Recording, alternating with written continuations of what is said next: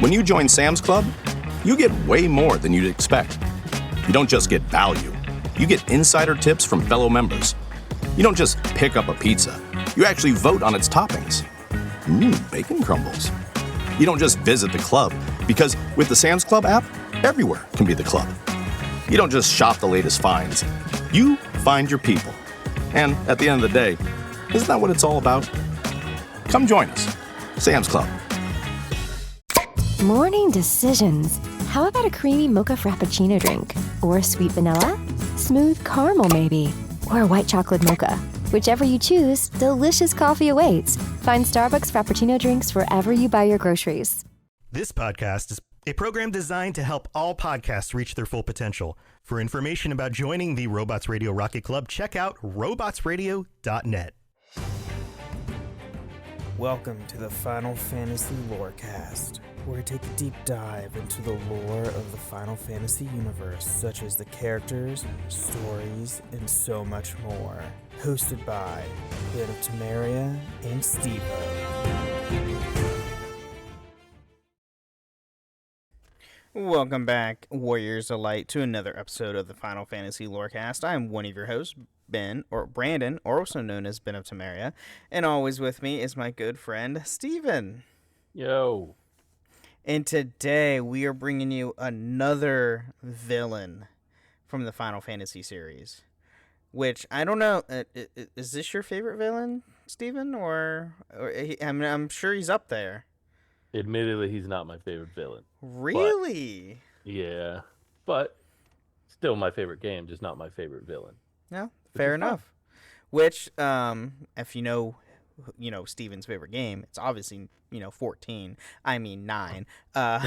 So we are going over Kuja, who is the villain and antagonist of Final Fantasy IX.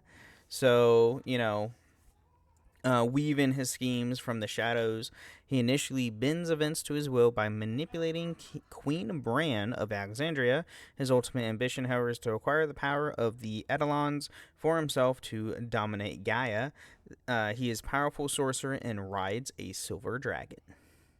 That's a little summary, but we'll get a lot more to it. I'm going to say I always pronounced it Queen Brawny. Brawny? It's just me. Brawny. Not Brawn. Okay, yeah, like Brawny. That's how I pronounce it. Again, Okay. This is not voice acted, so... Interpretations are there. Yeah. Somebody in the comments will tell us how they pronounced it, and that's okay. Yep. We all say it our own way. Alterations work. Yeah. So until we get the remake, we'll just have to pronounce it. Hopefully. Let's hope. So his appearance, Kuja has silver hair and falls halfway down his back. At 24 years old, Kuja is the youngest main antagonist in the Final Fantasy series. He wears a large feather in his hair and has light blue eyes and pale complexion. And he is the medium height and a light build. He wears white sleeves with a violet mantle around his shoulders. A white robe covers the back of his legs down his ankles, held up by 4 straps that act as a codpiece. He wears armored, dark purple boots with golden buckles. Yes. He is. So, Ben, you have been vindicated in the chat because everybody's saying Braun. Hey! I'm going to pronounce it the way I pronounce it. I also said Vivi for most of my life. Fair. So when he's in trance, Kuja becomes covered in red fur, and his clothes, which turn white, become tattered. He has long furred tail in this form. So he goes Super Saiyan 4? He literally goes Super Saiyan 4. Yes. So it's like, I'm reading this, like, that's Super Saiyan 4. Yeah. I'll put a picture in the chat, but yeah. Gotta hide the tail, yes, Box Girl. Or not in the chat, in Discord, but yeah, he is Goku. That's hilarious. So a concept art of Kuja is as a nobleman exists, but he's never donned this attire in-game. It appears as an alternate outfit in Dissidia Final Fantasy NT named the Cloaked Anchorite. So, cool little tidbit there. So go play Dissidia NT, which is okay. Yeah, this it's barely a Final Fantasy game because there's really there's no story in Dissidia NT, if I recall. It's Soul Calibur, but Final Fantasy. yeah, it's solely just fighting. There's not really a story compared to the last the Dissidia games before it, which actually had story. Yeah, probably about as much as Tekken does or things like that. But Right, it's like, right. It's not like there's a story. super story based like any Final Fantasy game. Hey, Sharp likes NT, so hey, there you go. I haven't really. I've watched gameplay. I've never played it myself, but I have watched a lot of gameplay of it, which looks cool. So moving into his personality, so Kuja is a narcissistic. In contrast to Zidane's humility, Kuja has an ego to match his power as he lets his pride rule his head. Kuja once chose to let Zidane live, even though he had a chance to kill him to prove himself superior. After discovering his destiny as immortal, Kuja's cultured personality turns into insanity, believing that his life should not be allowed to continue without him. Yeah, this is going back to Because- more crazy villains. Where they just go Yeah. unhinged at the end. So his descent into insanity and rebellion against Garland stemmed from the fear of oblivion, as Garland intended to discard Kucha's soul in favor of a new genome. He is unfazed by being wounded, which is shown when he is attacked by Bahamut. He is courteous to Hildegard Fabul during her captivity, but she is the person who he does not consider to be a threat, and he uses her as a captive audience to boast at.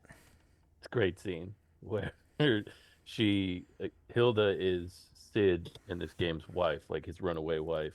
And when you rescue her, she's like, oh, he just goes on and on and on, talking about himself over and over again. Pretty great. This is the first time you see him not as like some uber Narcissist. powerful, well, definitely narcissist, but like not some. Have an It's, ego. yeah, it's the first time you see him humanized a little bit to where people are like, oh, he's annoying instead of terrifying. Right. So Kuja uses elegance to hide his insecurities and deep down is conflicted over his existence. Kuja scorns the black mages that helped create, but also finds himself identifying with them. As explained in the Final Fantasy IX Ultimania, Kuja never experimented childhood and thus his emotional growth is stunted and cannot use trance. Kuja is initially unable to emphasize with others or feel remorse for his actions. Which, yeah, I mean, it kind of happens when you're created at a certain age and you don't grow up like Zidane did. Yeah, growing up to be the angel of death, kind of, or not growing up, but just being made be. To be the angel of death, and it's like I have no emotion. Well, that tends to happen. Yeah, So it appears that learning of his fate as immortal and rebelling against his destiny allows Kuja to grow, as after losing his fight, he comes to see at least some of the repercussions of his actions and regrets them.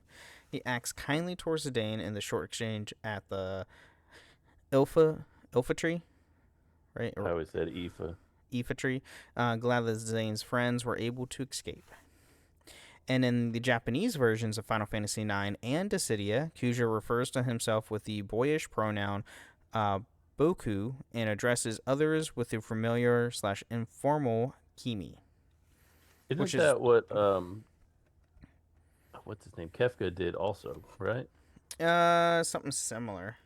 Yeah, he pronounced himself with like the more immature pronoun, the Japanese version.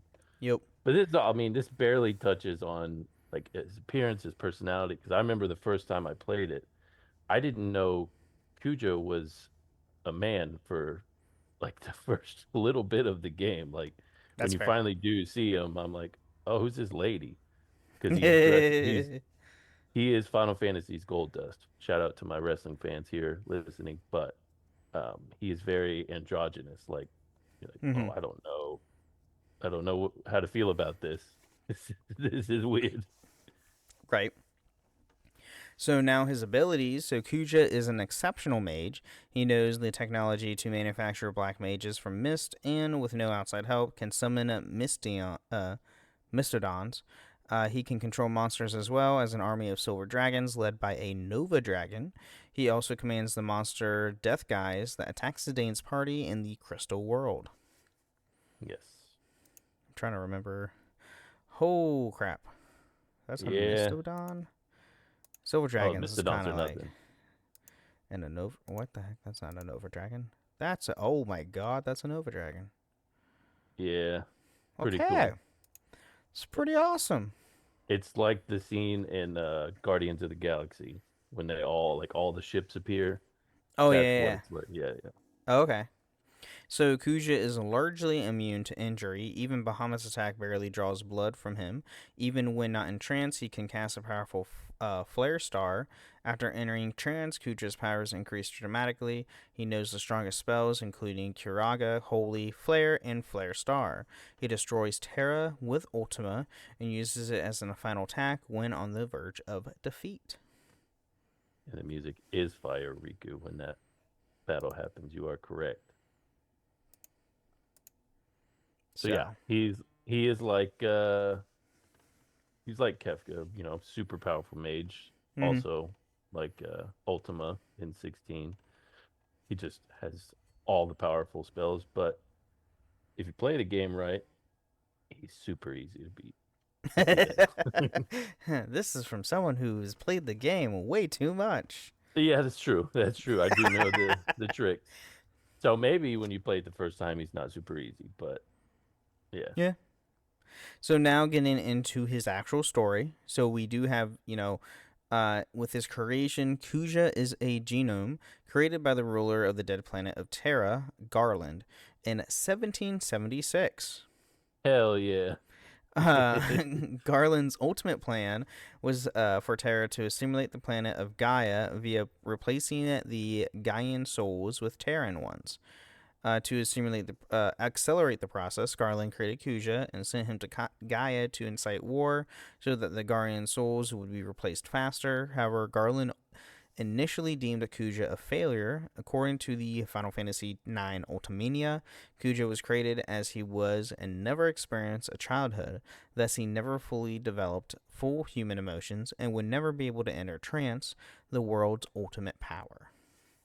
Yeah, he was kind of the guinea pig. He was the first shot, and that's what Garland tells him. He's like, "Yeah, you were a mistake." Yeah, So I and replaced him. this is also weird. Just now, like going over this, this is like one of the I think only Final Fantasies that uses like a legit like timeline compared like year wise compared to us like in modern world. Oh, yeah, yeah, because you'll see like some of the stuff you read is like this happened in 1215 or whatever. Like this explorer went on this. And you're like, It's what? in this age with this time and with this something, and I was like, okay, cool. And this is literally 1776. It's like, oh, America. okay. I know, right? So, a strong mind of his own with no feelings or of remorse or conscience was a dangerous mix, perfect for inciting war, but difficult for Garland to harness. Garland thus placed a limit on Kuja's lifespan and created another genome who would be different from Kuja from the outset. Zidane was created as a child, able to learn and grow, and thus developed the ability for complex emotions needed to enter trance, making him superior to Kuja. Kuja does not like that. Kind of No. really doesn't like that. No, he does not. So, while Garland never told him, Kuja was only a temporary angel of death, meant to kill people on Gaia until Garland could perfect the true angel of death, Zidane. Kuja felt threatened by the new genome, kidnapped him, and abandoned him on Gaia. Garland continued using Kuja while a third angel of death, Mikado, Mikado? I don't know. Again, not Mikoto. voice acting. Mikoto. There we go. Mikoto. Was eventually created, but outrage at Kuja's behavior, Garland banished Kuja from ever returning to Terra. Kuja, defiant of his master, made his home in the Desert Palace instead, though he frequents Trino and is known there as a nobleman. Big flaw in Garland's plan right here. Why wouldn't he just take Kuja out right then and there? Like, all right, you're nuts. Like, I gotta put a stop to this. Instead, just be like, no, you go away and go where I got my actual angel of death. Yeah. He didn't think it out too well. No. Oh, God, no, he did not. So, according to the Final Fantasy IX Ultimania, Kuja destroyed Madain Sari on Garland's order. Garland, fearful that the summoner's power could call forth the magical eidolons would come between him and his plans, wanted to eradicate the practice from Gaia. Kuja grew curious about the mythical beasts, and his masters so feared, and he came to pursue them himself. Yeah, I would too. It's like, oh, Yeah. you like my master is fearful of these summons. Oh, let me go research them and look into them myself. A Yeah, my master that I weapon. really don't like. Yeah. So the strongest eidolon in human memory, Alexander, was summoned only once 500 years ago. After being deemed dangerous, its summoning gem was split into 4 fragments, so it could never be summoned again, and were distributed between the kingdoms of the Mist continent. Yeah, it's pretty sad to see how Alexander goes out too. Like it Yeah. protects the town, but it goes Boom. out pretty easily. And then it sounded perfect to Kuja, who was scheming towards his goals only to appear loyal to Garland on the surface. Kuja knows if Garland's plan to fuse the planets was to succeed, then his role as the Angel of Death would end and his soul would be no longer his own, as Garland would want to turn him into a regular genome, a mere soul vessel. Kuja decided that he would be found the perfect weapon to overthrow Garland and became the master of both Terra and Gaia. With this idea in mind, Kuja began to pursue Alexander's crystal shards. And this is all like all this happens basically before 9 ever starts. Mm-hmm. Yep. So at this point, yeah, you're like, why is, and it all comes together so perfectly. You're like, why is he looking at, like the first half of the game or the first half of well, no, the whole first disc. You don't even know about Kuja. Mm-hmm. You just think you're fighting against this big elephant lady, queen, and then it turns out, oh no, there's an actual worse villain, which they did again later in the game, but not to as good of effect. But Right. Right. yeah. So, with that being said, let's take a quick mid break, thank our awesome patrons, and we'll be right back.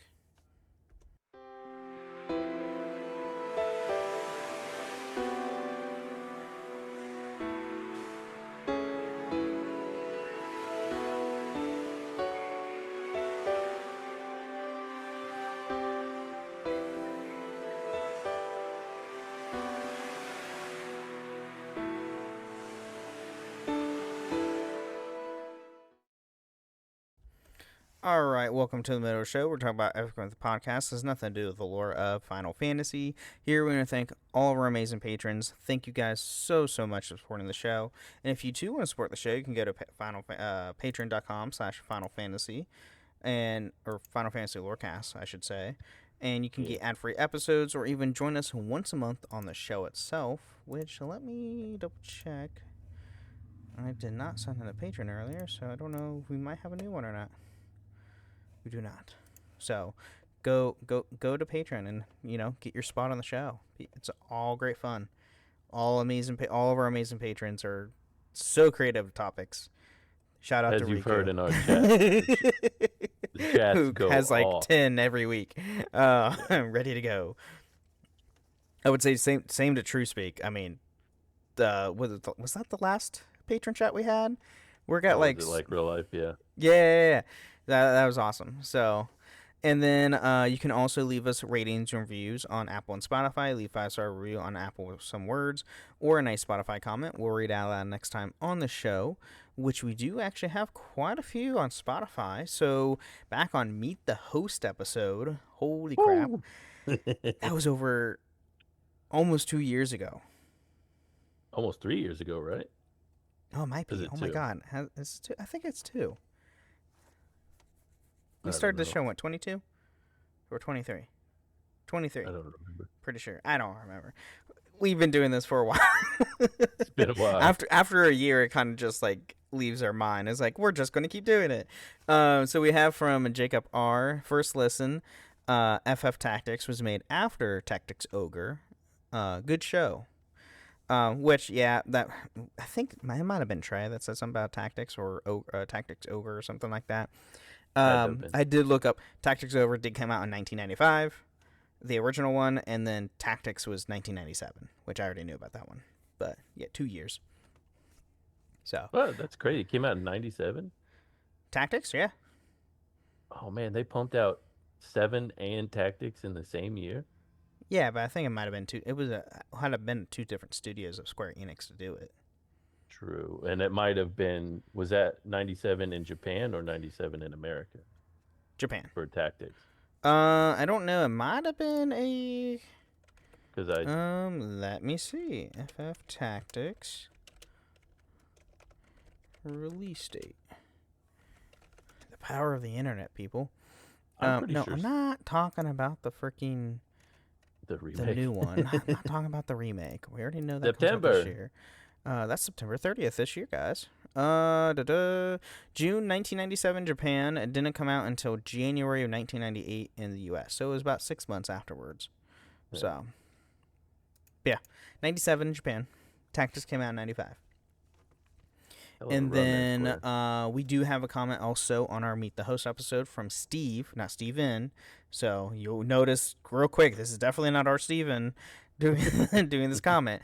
As someone who's played every FF game and beat all but 3 and 4, this is the kind of podcast I need to get on, LOL. 6, best story. 7, most popular. 8 is my favorite overall. Hey, Riku, another 8 fan. I dislike 9 greatly, which, if this is an audio podcast as well as, streaming us live on Twitch, Steven's face. You're right. and- Other Steve, you need to come on just so I can tell you how wrong you are. And 10 is overrated. Again, to tell you how wrong you are. We'll have a Steve off. Is Steve off? Oh my god. And then on our Kefka episode, so our last week's episode from Summer of Heroes, awesome episode. Could you do an Ultima from FF16 if you plan on doing more villains in the future? At some point? We just And need Ben then- to finish it. Yeah, I know. I need to finish a lot of things. And then from also from Kefka, from Supreme Instinct, he says, I feel like Noctis would murder Kefka. I don't know about Well, that. Well, I mean, Noctis becomes like God at the end, so it's True. like, I have all the powers. I have all the summons, all these legendary artifacts. Yeah. But Do not Clive magic, though. first, and then get Ben Starr on. I'm trying, guys. I'm trying to get Ben Starr on this show. Hey, Ben Starr, if you listen to this podcast, we are wanting you to come onto the show. If any listeners want to plug in and say, hey, Ben Starr, this podcast is great for Final Fantasy, they would love to have you on. We'll Hit talk to me you up. about chocobo recipes. Come on with us. You already did it in that one interview. Yeah, no, he already did it on an interview, which kind of hurts my soul when he said that. But he did say they're like sacred creatures.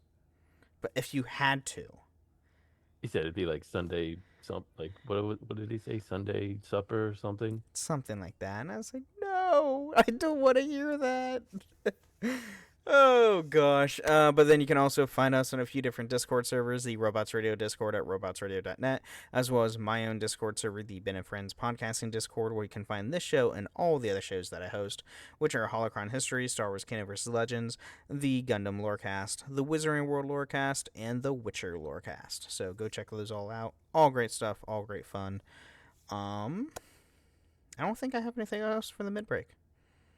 Do you have anything? No. Maybe if we get Taco Bell, we can get Ben Starr on. Ooh. Like big enough to get Taco Bell. Oh my we can gosh, get and we big can enough have for one of Ben those Starr. awesome like Ben Starr commercials that he does. Oh, Ben Starr doing Taco Bell commercials? And promoting the Final Fantasy Lorecast and get us on the commercial. Yeah. I don't know if that would Yeah. ever happen, but hey. Yeah. And now See, Box Girl saying help- Rose Chocobo. But anyway. Help us help you, Ben Starr. Help us help you. So with that being said, let's get back into more of Kuja.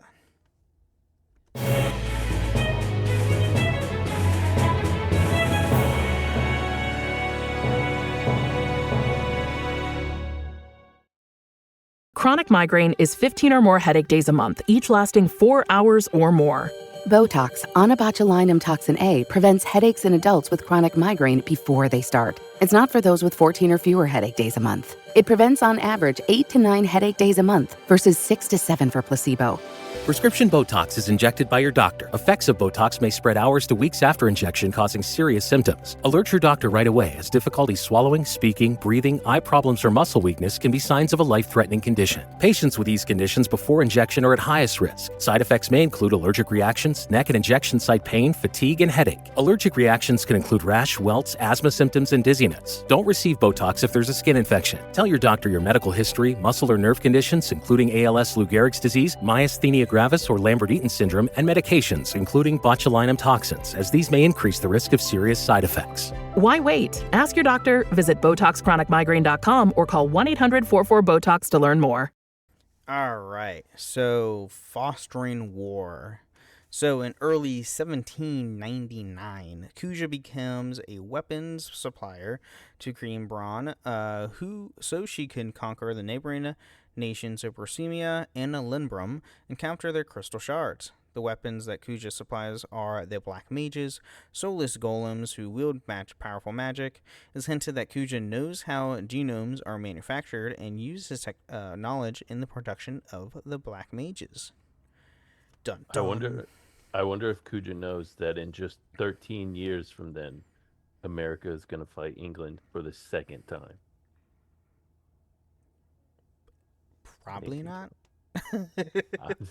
Pretty convenient. Thank God they never came over to America. Fair.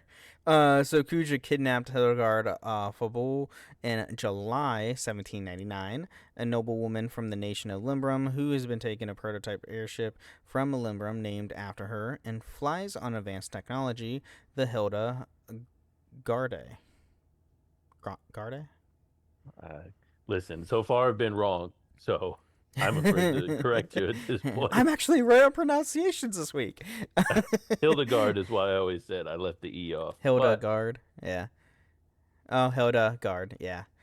The Hildegard. Okay, that's fair. Kuja kept Hilda captive and in need of an audience to fuel his narcissism, told her of his plans to conquer Terra and Gaia while taking the airship for himself. Because he is egotistical.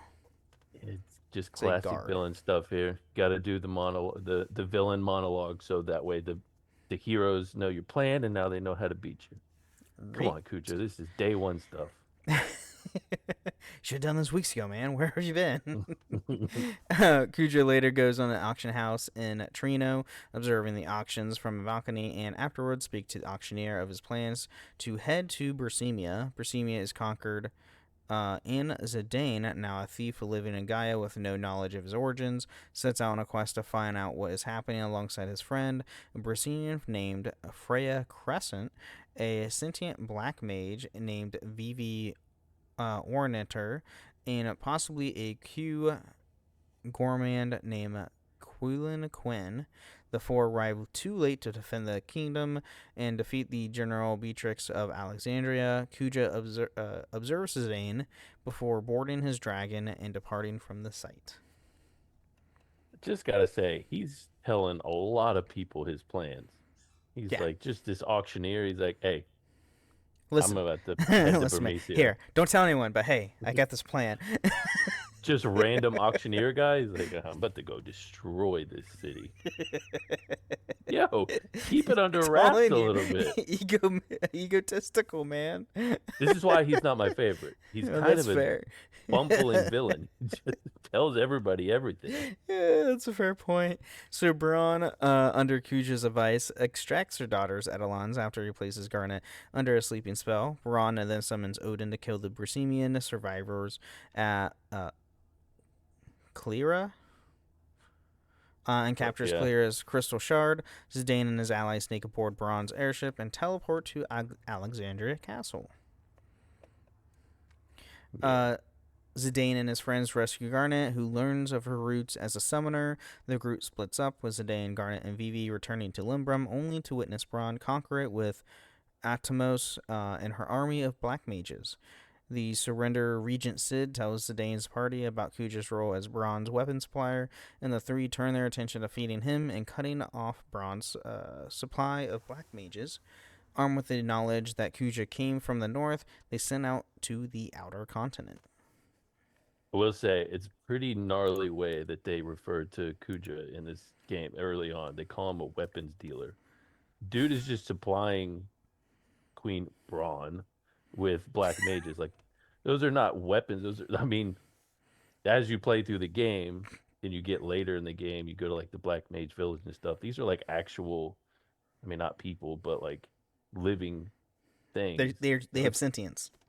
Yeah, they're sentient. Like, they know what is going, like they learn what's going on in the village. Like, they learn that they're gonna die. That's one of the roughest parts of the game, when they talk about realizing they're gonna die.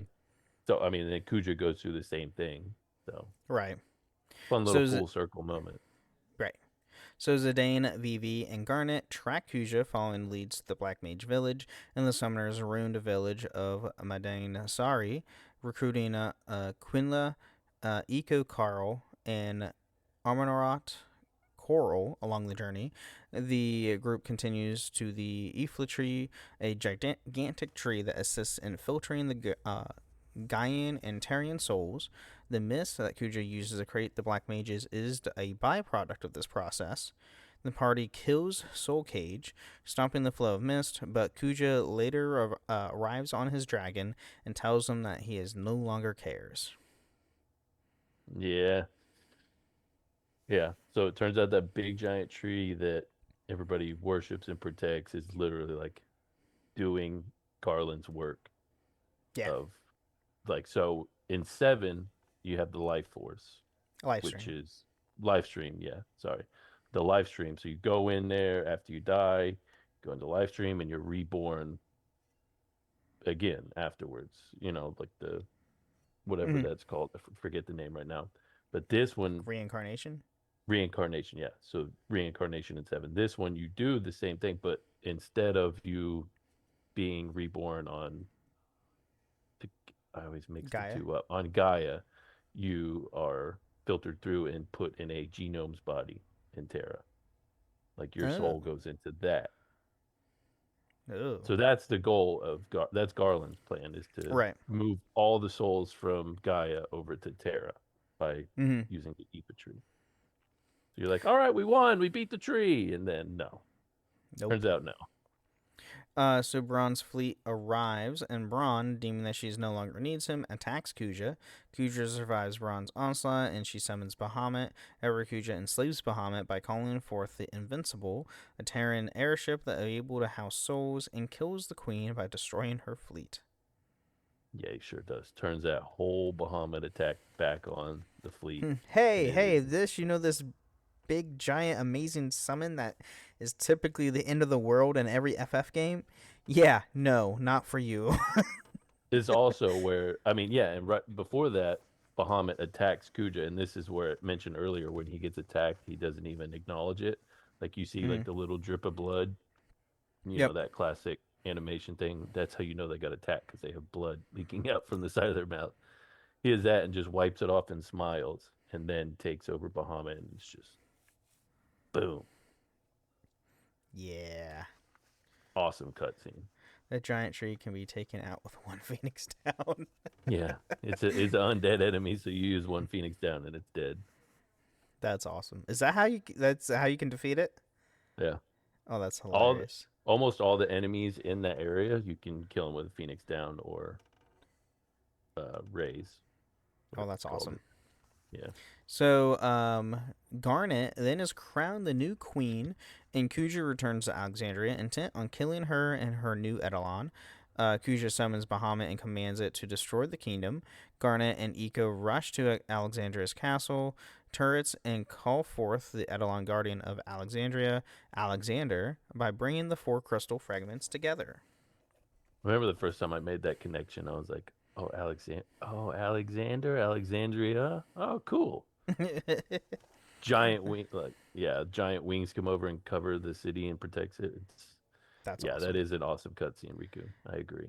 Alexander destroys Bahamut, and Kuja attempts to enslave the former by calling the Invincible. However, Garland has learned of Kuja's rebellion and commands the Invincible to destroy both Alexander and Alexandria. Frustrating Kuja and leaving him without an Eidolon to manipulate, Kuja vows that he will find an Eidolon even stronger than Alexander and departs. Because he's a maniac. He is a maniac. Zidane and his allies return to Limbrum, where Sid tells them that Kuja had been spotted in control of the Hilda Guard airship and recruited the sentient Black Mages from the Black Mage village, having promised to extend their life force if they served him. They use Sid's sailing ship, the Blue Narcissus, interesting wording there, of a name, to return to the outer continent and find Kuja's desert palace. Kuja captures the group and tells Zidane that he will replace his friends if he retrieves an artifact form, sending Zidane to Orvert with 3 friends of his choosing. This is my favorite part of the game. Like this whole stretch right here where you're doing errands and trying to get in, try and stop Kuja. This whole with Olvert and Ibsen's castle, just an absolute incredible run in the game. That's awesome. Very creepy area. Very creepy. Oh boy. Yeah. So while Zidane is at Overt, Kuja attempts to kill the 4 companions who are left behind.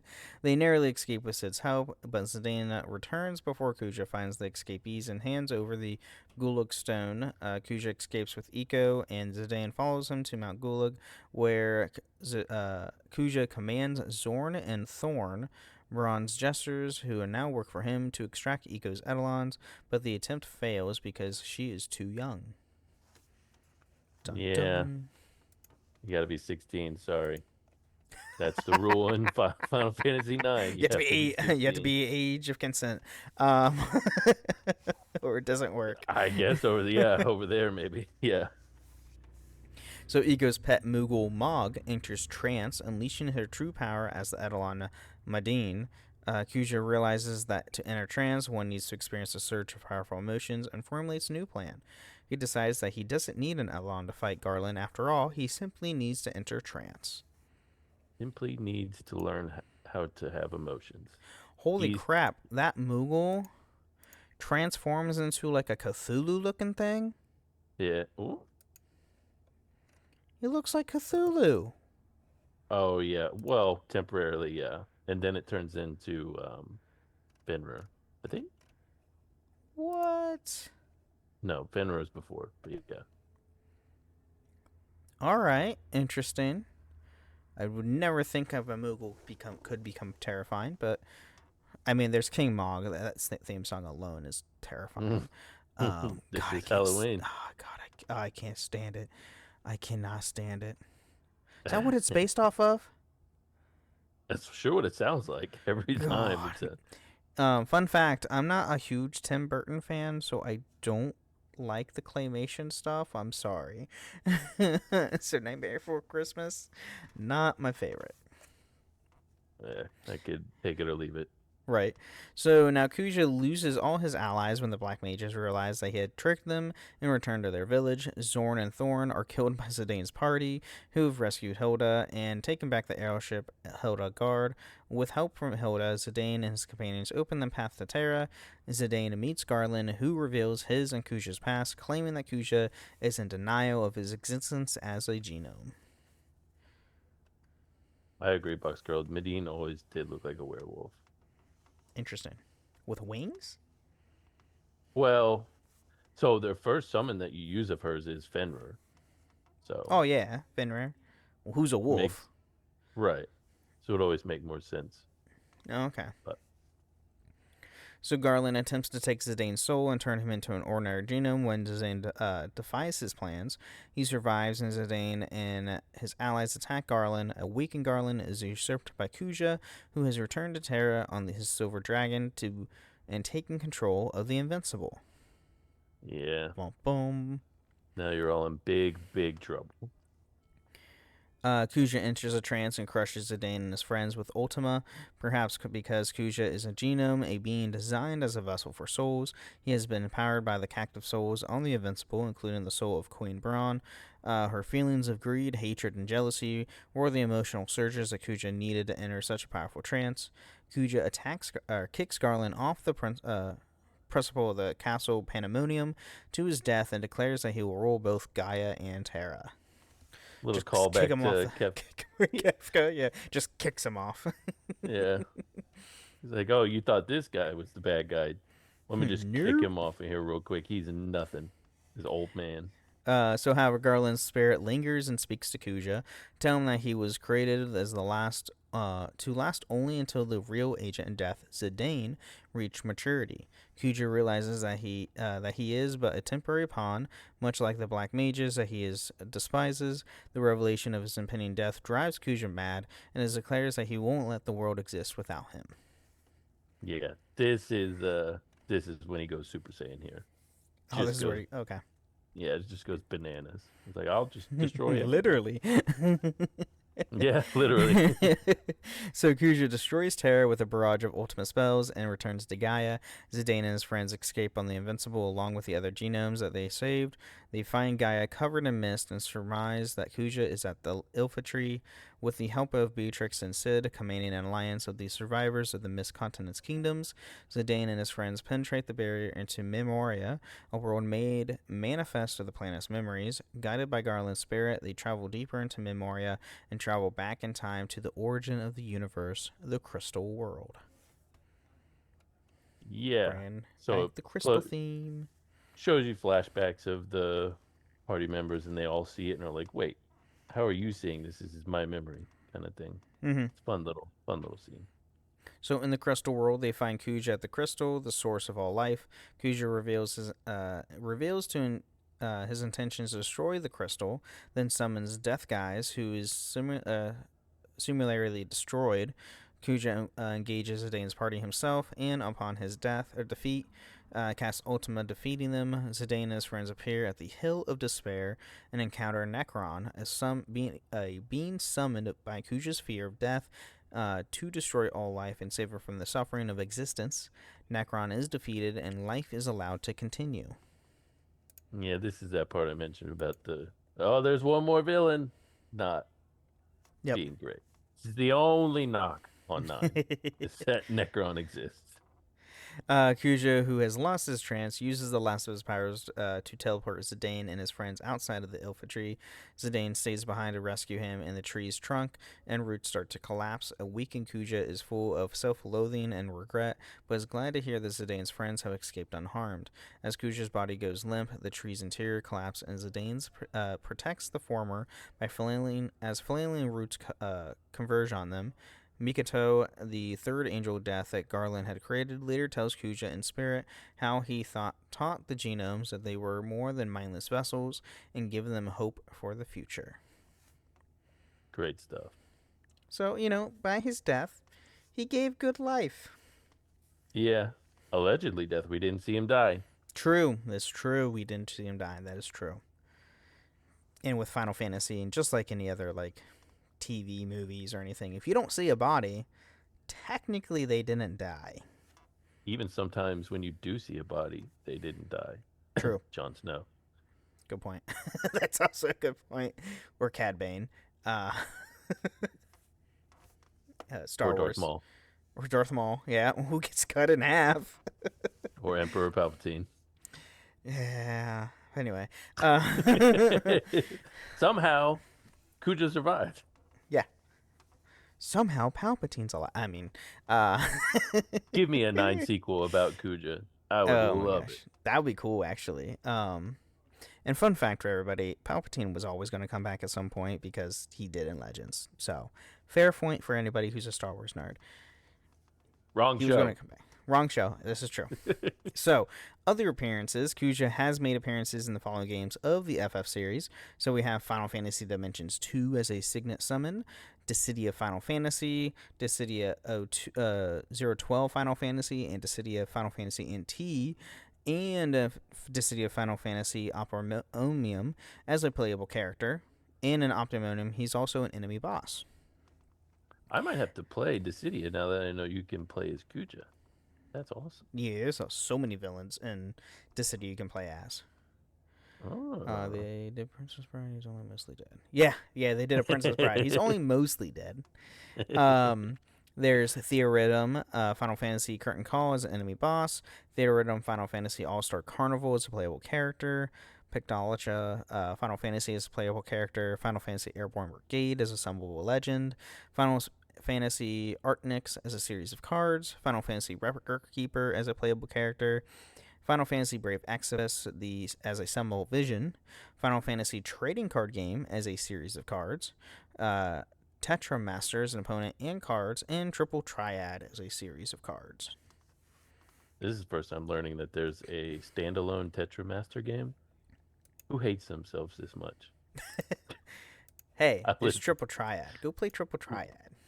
We all know I love 9. Because you can play Triple Triad on...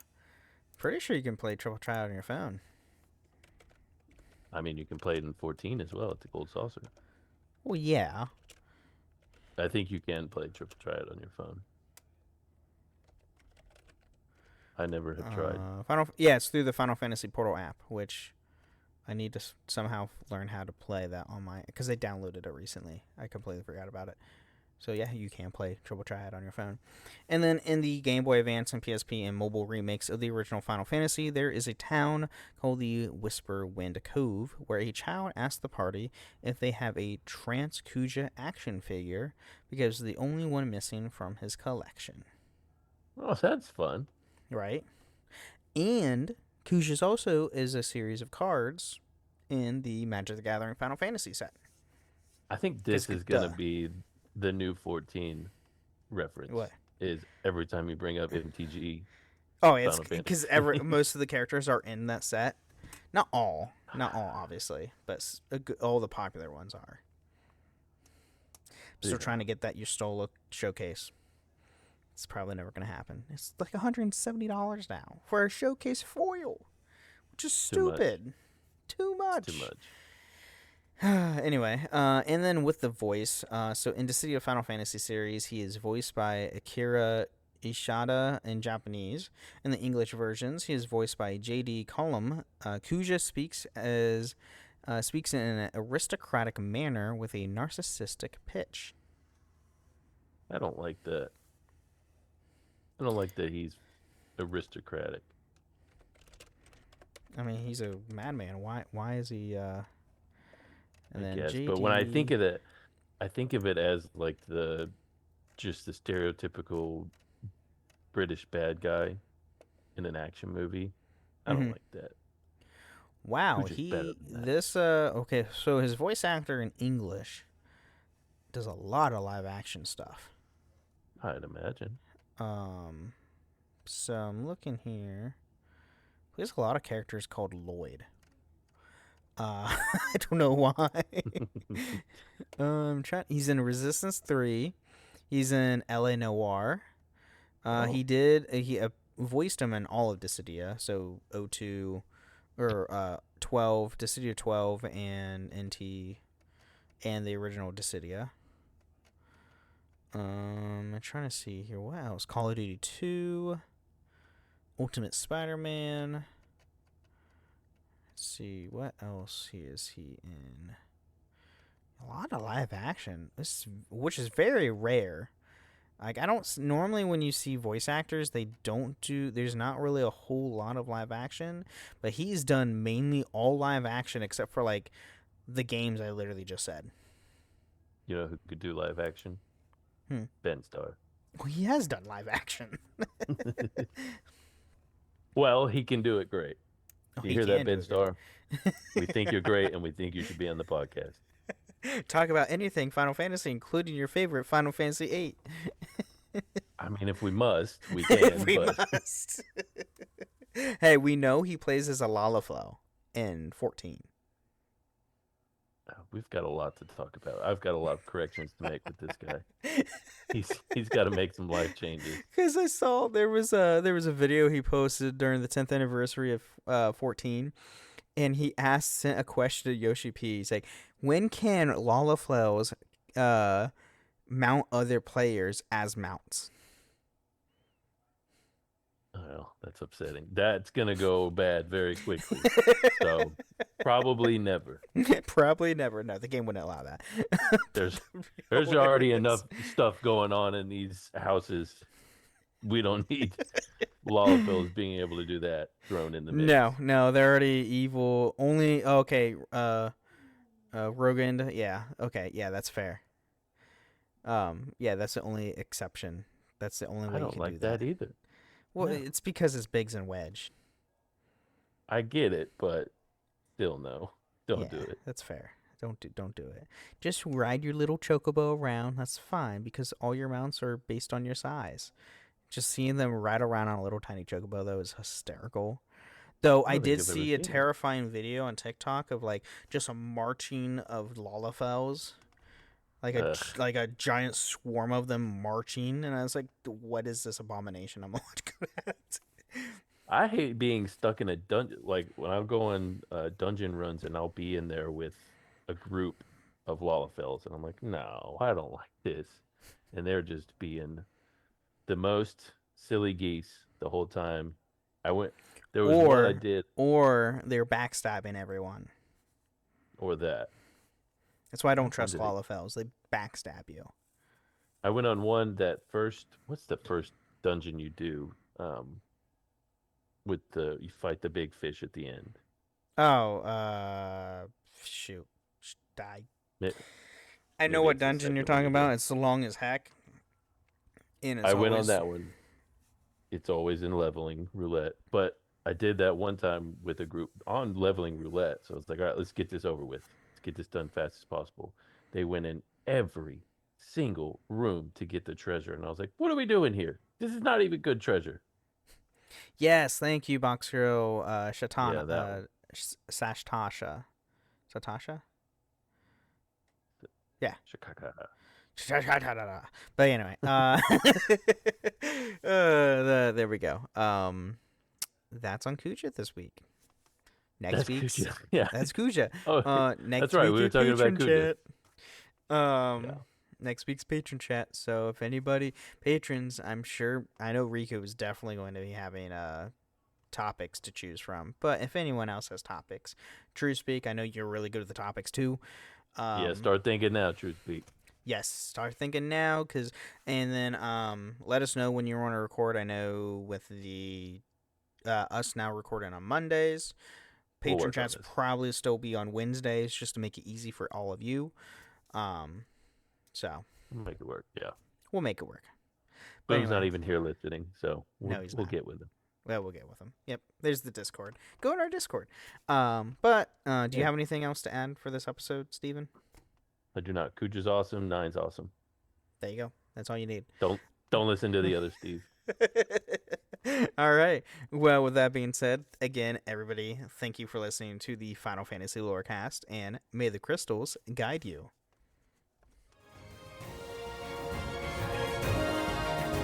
Thank you for listening to the Final Fantasy Lorecast. You can find us on the Robots Radio Discord at robotsradio.net, the Ben and Friends podcasting Discord, where you can share your thoughts, experiences, and love for the Final Fantasy lore. You can also find us on Twitter at FFLorecast.